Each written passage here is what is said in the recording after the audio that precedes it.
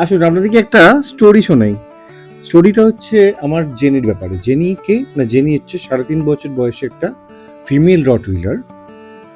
ঘটনাটা মাস দেড়েক আগেকার ঘটনা। হঠাৎ করে একদিন অফিস থেকে এসে দেখছি জেনি খুব খোঁড়াচ্ছে। এইরকম জায়গাটা পুরো ফুলে গেছে। প্রথম ভেবেছিলাম হয়তো মাসল ফুলেছে। একটু পড়াশোনা করলাম, দেখলাম অনেক ডগের এরকম বোনের যে জয়েন্ট হয় সেটা ডিসলোকেট হয়ে যায়, লাফালাফি করে তো। তো আমি ভাবলাম তাই হয়েছে। তো একটা ক্রেপ ব্যান্ডেজ নিয়ে, যাতে দুটো জয়েন্ট মানে সামনের পায়ের হয়েছিল, সামনের ডান দিকের পা এবং বাঁ দিকের পা যাতে অ্যালাইন থাকে, খুব একটা গ্যাপ না হয়ে যায়, তাই জন্য একটা ক্রেপ ব্যান্ডেজ একটা টেকনিক ফলো করে লাগিয়ে দিলাম। ক্রেপ ব্যান্ডেজটা যখন লাগাচ্ছি তখন হাতে র্যান্ডামলি ১ ফোঁটা ২ ফোঁটা করে কিছু একটা লিকুইড পড়ছিল। যাদের ডগ আছে তারা তো জানেন যে ডগের ড্রুলিং হয়, স্যালাইভা পড়তেই থাকে।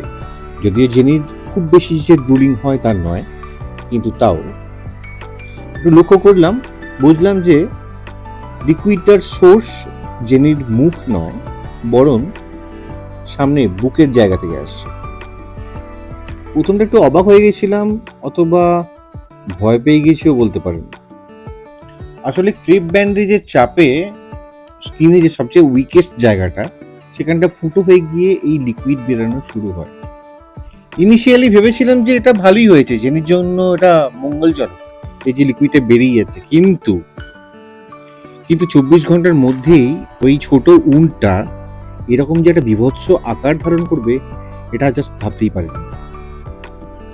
সিচুয়েশনটা আরো বেশি বিগড়ায় সারা রাত ধরে জেনে লিক করেছিল। তাই দেরি না করে চলে গেলাম ডাক্তার দেখাতে। Doctor Krishna Ghosh new town কলকাতায় বসেন।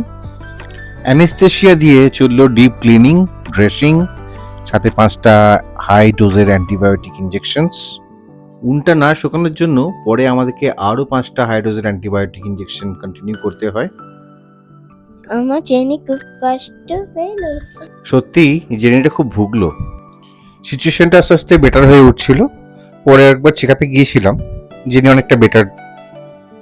আপনাদের সুবিধার্থে বলে রাখি, এই মলমটা দিয়েছিল, এটা একটু কস্টলি মলম, ৭০০ টাকা দাম ৭০ গ্রামের, যেটা ড্রেসিং করার সময় গজে মাখিয়ে ঘাড়ের মধ্যে দিয়ে রাখতে হয়েছিল।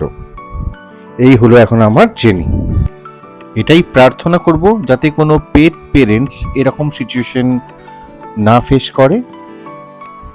তাও আপনাদের এই প্রেসক্রিপশন সহ ওষুধের নাম, ইঞ্জেকশনের নাম, অয়েলমেন্টের নাম, যে মলমটা দিয়েছিল তার নাম, সমস্ত ডিটেলসটাই দিয়ে রাখলাম, কখনো হয়তো কাজে লাগতেও পারে।